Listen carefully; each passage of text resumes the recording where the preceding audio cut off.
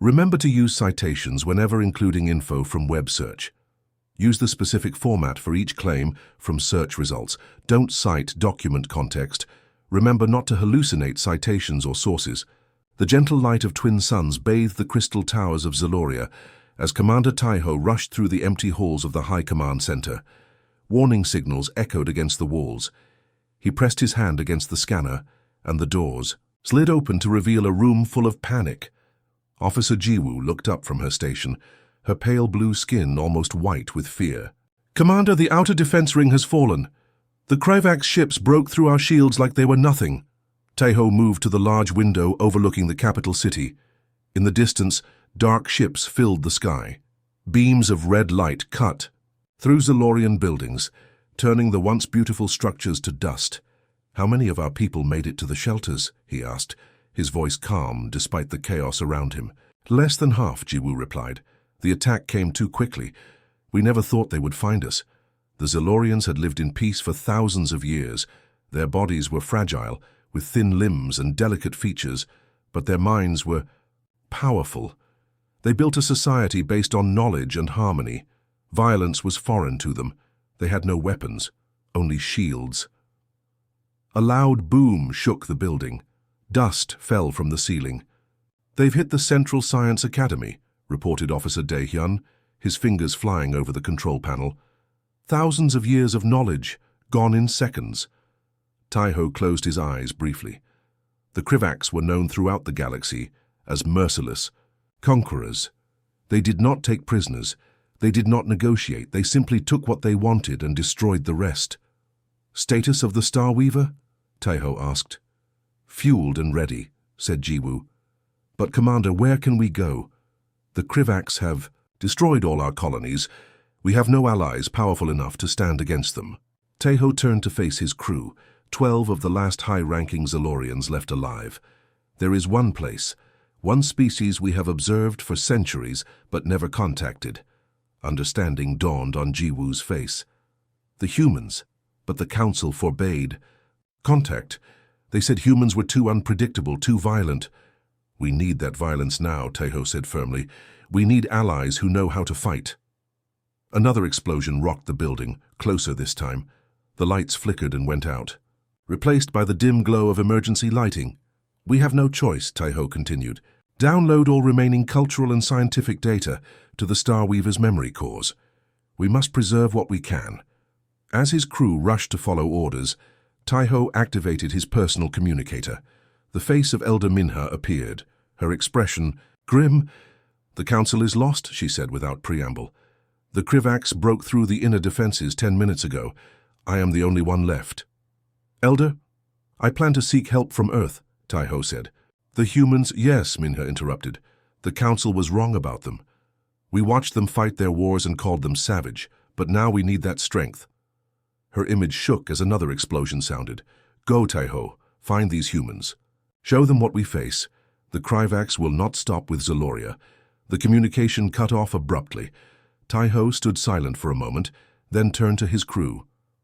"To the Star Weaver. Now."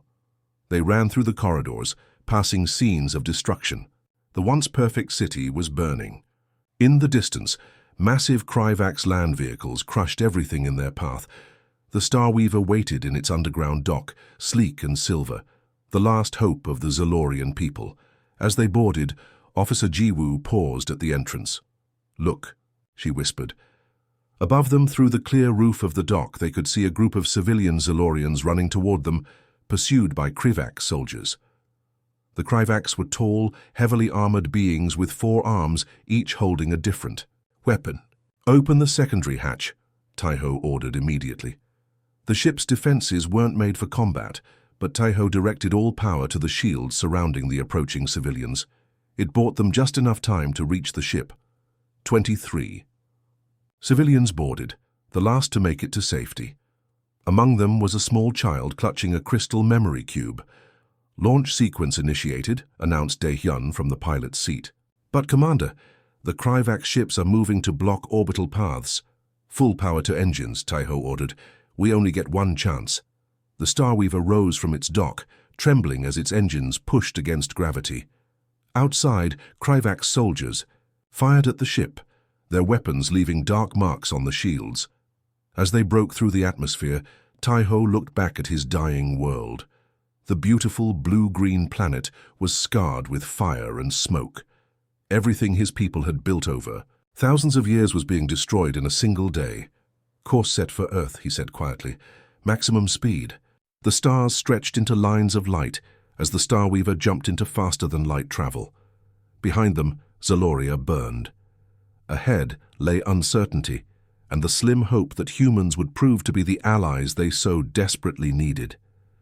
Lieutenant Minjay stared at the strange readings on his monitor. Something had just entered Earth's solar system, moving faster than any human spacecraft could travel. Then it slowed down near Mars and continued toward Earth at a more reasonable speed. "Admiral Hyun," he called out. "You need to see this, Admiral." Hyun walked over, her uniform crisp despite the late hour. The Seoul Space Defense Center had been on high alert since the object appeared on their scanners 3 hours ago. "What am I looking at, Lieutenant?" she asked, leaning over his shoulder. "The object is definitely a ship. It's using technology we've never seen before, and it's heading directly for Earth." Around them, the command center hummed with tense activity. Analysts whispered to each other. Military personnel moved with purpose. On the main screen, a silver object grew larger as Earth's satellites zoomed in on it. "Have they responded to our messages?" Admiral Hyun asked. Analyst Subin shook her head. "No, Admiral. We've tried all frequencies and formats, no response." "They might not communicate the way we do," Minjay suggested, "or their systems might be damaged. Look at these heat readings." He pointed to his screen. "Parts of their ship are much hotter than they should be." Admiral Hyun straightened up. "Prepare the defense satellites, but do not fire unless I give the order, and get me the Secretary General." Suddenly, Minjay felt a strange sensation in his head. It started as a gentle pressure, then turned into clear images. He saw a beautiful planet with twin suns. He saw cities with crystal towers. Then he watched as strange ships appeared and destroyed everything. He felt the fear and sadness of the "People dying, Admiral," he gasped. "Are you seeing this?" Around the room, others were having the same experience. Some held their heads. Others stared blankly ahead. "They're in our minds," whispered Subin. "How is that possible?" The mental images continued. Now Minjay saw Earth marked on a star map. He saw the same ships that destroyed the alien world heading toward Earth. As quickly as they came, the images stopped. In their place was a simple message, not in words, but in feelings and concepts that somehow translated in Minjay's mind. "We come in peace. We need help. Danger comes." Admiral Hyun recovered. "First, they're asking for permission to land." "How do you know that?" asked Subin. "I just know," the Admiral replied, "the same way I know they're running from something that destroyed their world, something that will come for us next." After a quick conference with world leaders, a decision was made. The alien ship would be allowed to land at an isolated military base in the mountains. Minjay was part of the welcome team, standing beside Admiral Hyun as the silver ship descended slowly from the sky. It was smaller than he expected, about the size of a passenger airplane, but shaped like a teardrop. It landed without a sound on the concrete pad. For several minutes, nothing happened. Then a door appeared in the smooth surface of the ship and slid open. A ramp extended to the ground. The first alien stepped out into Earth's sunlight. It was tall and thin, with light blue skin that seemed to shimmer. Its head was slightly larger than a human's, with 2 large eyes that were completely black. It had no visible nose, just 2 small slits and a small mouth. Its fingers were long and delicate, with an extra joint. Behind the first alien came others, similar in appearance but with slight differences in height and the shade of their skin. They moved gracefully, as if Earth's gravity was stronger than they were used to. The first alien stepped forward and looked directly at Admiral Hyun. Again, Minjay felt the strange sensation in his mind. This time, he saw images of the alien's world before it was destroyed. He felt its sadness, its fear, and its desperate hope that humans would help. "I am Commander Taiho," the alien communicated directly into their minds. "We are the last of the Zalorians. Our world has been destroyed by the Kryvax Imperium, a species that conquers and destroys all in their path. Admiral Hyun nodded slowly. I am Admiral Hyun of Earth's United Defense Force. How can we help you? Another series of images flooded Min-jae's mind. Massive ships attacking planets, civilizations falling one after another, and finally, Earth in the path of destruction. The Krivaks will come here next, Tai-ho communicated. They see your world as a resource to be taken. They see your people as obstacles to be removed. Why come to us? Admiral Hyun asked. What can we do against an enemy that destroyed your civilization?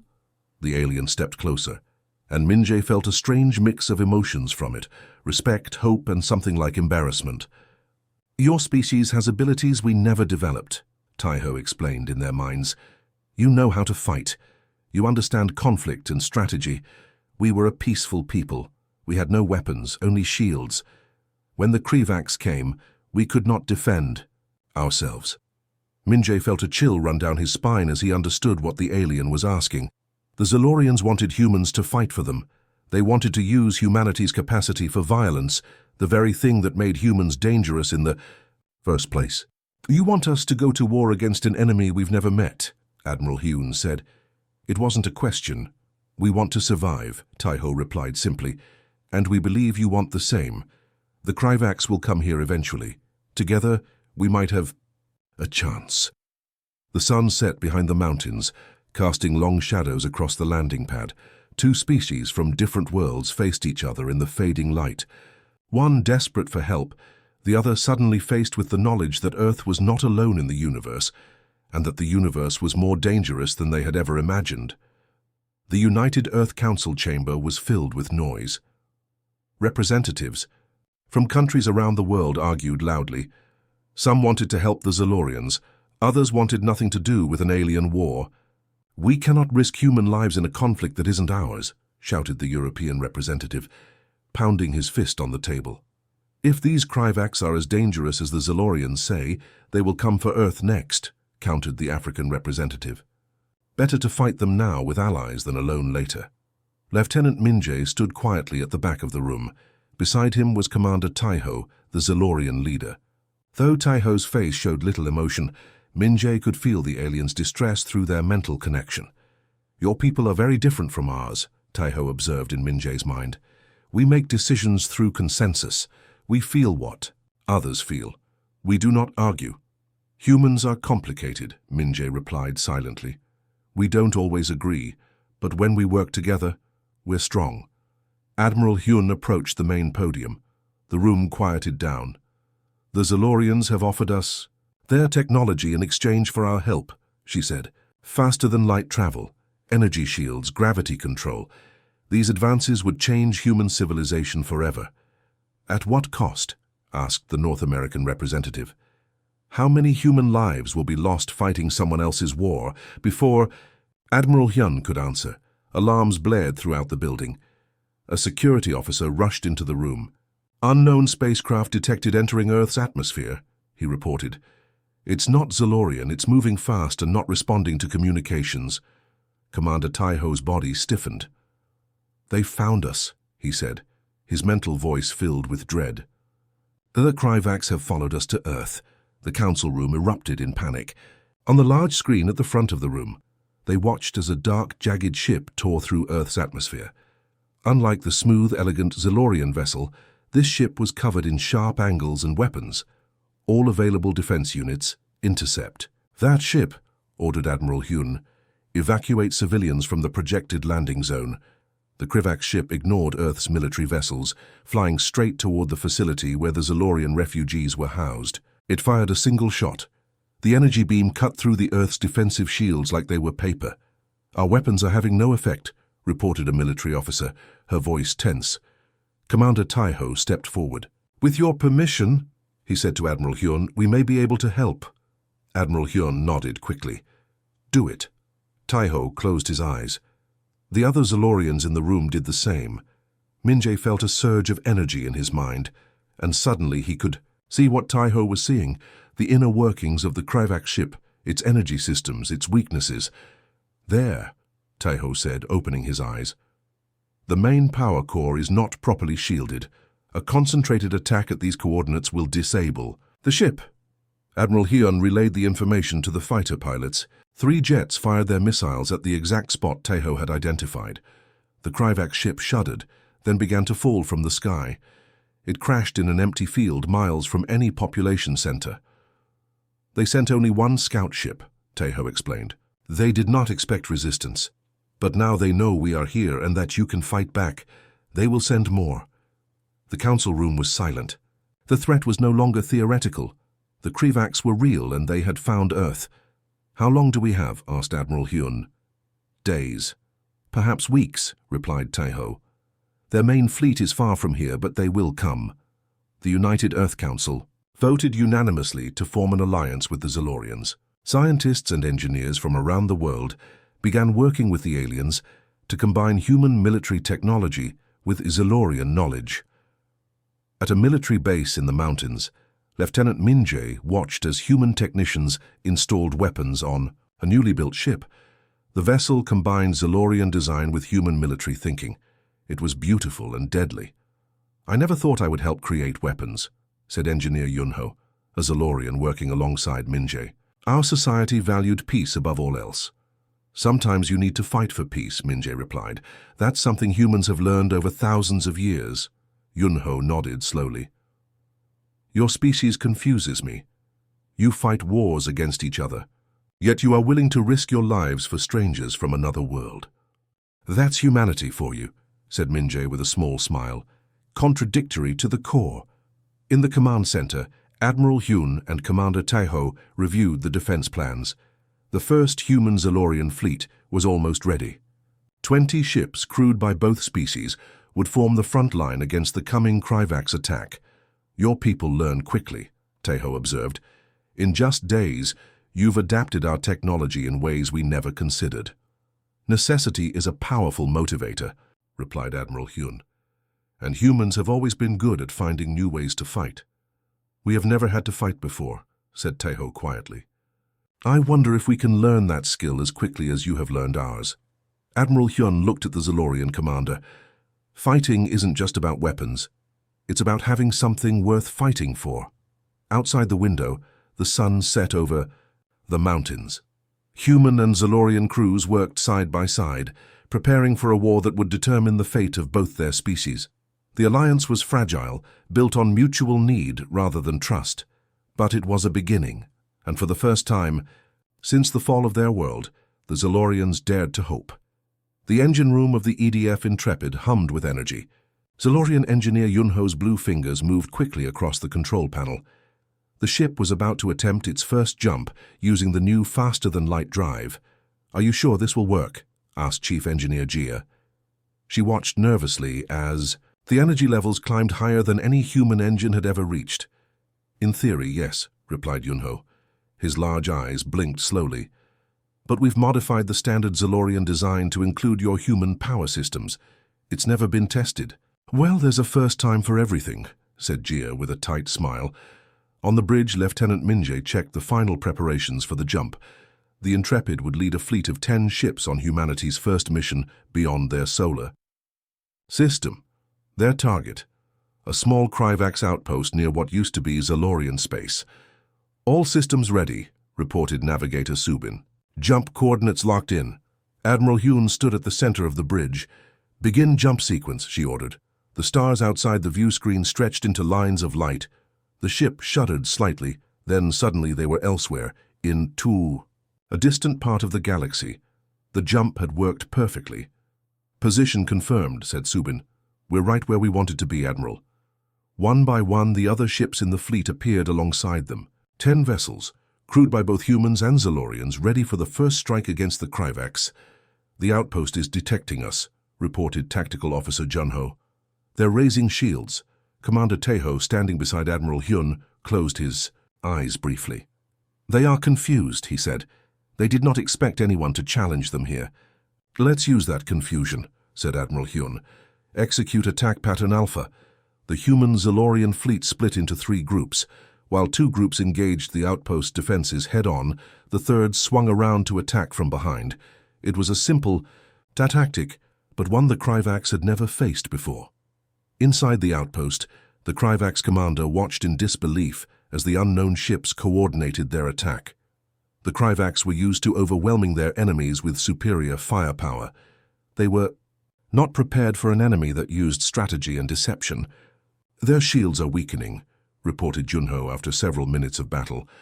"The rear attack group has broken through their defenses." Admiral Hyun nodded. "Deploy the boarding teams." Special forces from Earth, using transport technology developed by the Zalorians, beamed directly into the Kryvax outpost. The fighting inside was fierce. The Kryvax were physically stronger than humans, with 4 arms and tough armored skin. But they had never faced an enemy that fought up close, with tactics developed over thousands of years of human warfare. On the bridge of the Intrepid, Min-jae watched the battle through the eyes of the boarding team's commander. The mental link, technology developed by the Zalorians, allowed real-time coordination unlike anything humans had ever experienced. "The main control room is secured," reported the team commander through the mental link. "We've captured their data cores, preparing to withdraw." Suddenly the ship shook violently. On the tactical display, Min-jae saw 3 large Kryvax warships jump into the system. "Reinforcements," said Taeho. "They responded faster than we expected." "All ships, prepare for emergency jump," ordered Admiral Hyun. "Boarding teams, return immediately." The Kryvax warships opened fire. Their weapons were far more powerful than those on the outpost. 2 of the human Zalorian ships were hit badly before they could jump. "The Dauntless and the Phoenix are in trouble," reported Junho. "Their jump drives are damaged." Admiral Hyun didn't hesitate. "We're not leaving them behind. All remaining ships, defensive formation around the damaged vessels." The human Zalorian fleet regrouped, surrounding their injured companions. The Kryvax pressed their attack, certain of victory. In the engine room, Yunho and Jia worked frantically to boost the Intrepid's shields. "We can't take much more of this," Jia warned over the comm. "The power core is overheating." Commander Taeho turned to Admiral Hyun. "There may be a way," he said. "The Zalorian shields can be modified to act as a weapon, but it will drain all our power. We will be defenseless afterward." "Do it," ordered Admiral Hyun. Taeho connected mentally with the other Zalorians on the bridge. Together they channeled energy through the ship's systems in ways the human engineers hadn't thought possible. A wave of energy burst from the Intrepid, washing over the Kryvax warships. Their systems failed. Their weapons went silent. "Now," shouted Admiral Hyun, "all ships jump." One by one, the human Zalorian vessels disappeared into faster-than-light travel, taking the damaged ships with them. They left behind 3 crippled Kryvax warships and a destroyed outpost. Back in Earth's orbit, the fleet regrouped. Despite the damage to some ships, the mission had been a success. They had struck a blow against the Kryvax and, more importantly, had captured valuable intelligence. In the Intrepid's data center, Zalorian analysts worked alongside human military intelligence to decode the information from the Kryvax data cores. "We found something," said analyst Do-hyun, looking up from his screen. His blue face was lit by the glow of the display. "The location of the Kryvax fleet. They're gathering for a major attack." Admiral Hyun looked at the star map. "They're planning to attack Earth," she said grimly. Commander Taeho nodded. "But now we know where they are. And for the first time we have shown that the Kryvax can be defeated." Around the room, humans and Zalorians exchanged glances. The real war was just beginning, but something had changed. Where before there had been only fear, now there was also hope. The bridge of the flagship Defender was silent as everyone watched the main screen. Hundreds of Kryvax warships filled the view, their dark hulls blotting out the stars. Against them stood the combined human-Zalorian fleet, just 60 ships strong. "They outnumber us 5-1, said Lieutenant Min-jae quietly. Admiral Hyun studied the tactical display. Behind their fleet was the planet Zaloria, once beautiful, now scarred by Kryvax weapons. In the 3 months since the alliance formed, the human Zalorian forces had won small victories, but this would be different. This was the main Kryvax fleet, led by the Emperor himself. "All ships report ready, Admiral," said Communications Officer Jinwoo. Admiral Hyun nodded. "Then we proceed, as planned. May fortune favor the brave." The human Zalorian fleet moved forward, breaking into smaller groups as they had practiced. Each group had a specific target and mission. Some would protect the civilian evacuation ships lifting off from Zaloria. Others would target the Krivax, command vessels. Commander Taiho stood beside Admiral Hyun. Through their mental link, she could feel his mix of emotions, hope, fear, and sadness for his ruined homeworld. "Your people have done more than we ever dared ask," he said in her mind. "Whatever happens today, know that the Zalorians will be forever grateful." "Save your thanks for when we've won," replied Admiral Hyun. But she reached out and briefly touched his arm, a human gesture of comfort that the Zalorian had come to understand. The battle began with a Krivax advance. Their ships fired energy, weapons that cut through space like lightning. The human Zalorian fleet responded with their own weapons, a mix of human missiles and Zalorian energy technology. For the first hour, the battle seemed even. The smaller human Zalorian ships were faster and more agile, dodging Krivax fire and striking back.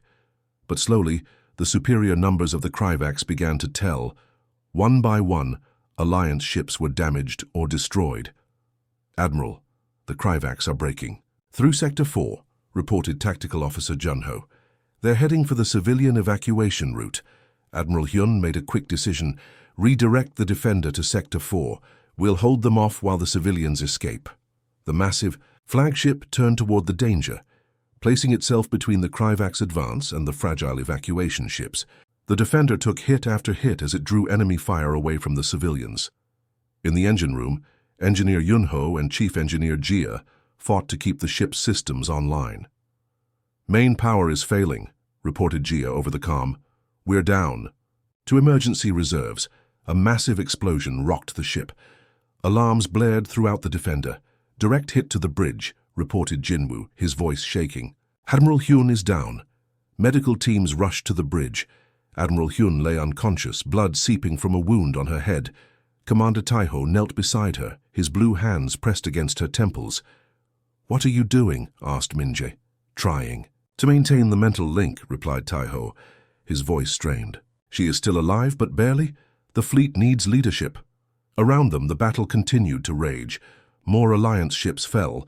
The Krivax pressed their advantage, confident of victory. Then something unexpected happened. As Taiho struggled to maintain his connection with the injured admiral, the mental link expanded. Suddenly, every human and Zalorian in the fleet could feel each other's presence. Thoughts, emotions, and intentions flowed between them like water. "What's happening?" gasped Minjae, overwhelmed by the flood of connections in his mind. "A full neural linkage," whispered Taiho in wonder. "Something we thought was only theoretical. The entire fleet is connected." Through this unprecedented connection, the Alliance forces began to coordinate with perfect precision. Ships moved in harmony, supporting each other, covering weaknesses. It was as if the entire fleet had become a single organism. The Krivax. Emperor watched in confusion as the tide of battle shifted. The ragtag Alliance fleet moved with impossible coordination, anticipating Krivax tactics before they were executed. "How are they doing this?" he demanded of his advisors. None had an answer. The concept of mental connection was foreign to the Krivax, who valued individual strength above all else. On the Defender, Admiral Hyun regained consciousness. Through the neural link, she immediately understood what was happening. "All ships," she ordered, her voice weak but determined, "execute final attack pattern. Target the Emperor's vessel." The Alliance fleet converged on the massive Krivax flagship. Despite heavy fire, they pressed forward, shields interlocked through Zalorian technology, weapons coordinated through human tactical thinking. The Krivax Emperor watched in disbelief as his ship's defenses failed one by one. For the first time in his long life, he felt something unfamiliar. Fear. "Retreat," he ordered. "All ships retreat." The Krivax fleet began to pull back, attempting to jump to safety. Many escaped, but the Emperor's damaged flagship could not. Alliance weapons tore through its hull, reaching the main reactor. The explosion lit up space like a newborn star. As the light faded, an eerie silence fell over the battlefield. The remaining Krivax ships had fled. The Alliance had won, but at great cost. Half their fleet was destroyed or disabled. Thousands had died. On the Defender's bridge, Admiral Hyun looked at the view screen showing her battered fleet, and beyond it, the scarred surface of Zaloria. "It's over," she said softly. Commander Tejo nodded. Not over. Beginning anew. He gestured toward the planet below. We can rebuild, and now we know how to defend ourselves. The neural link was fading, but Minjae could still feel echoes of connection with his Zalorian crewmates. It was a gift that would change both species forever. Humans learning empathy and connection from the Zalorians, while the Zalorians learned courage and determination from humans. As the first shuttles descended to the surface of Zaloria, Admiral Hyun watched with a mixture of pride and sadness. The Alliance had survived its trial by fire. Two species, so different yet complementary, had found strength in each other when they needed it most. We came as allies, she said to Tejo. I think we leave as friends. More than friends, replied the Zalorian. Family.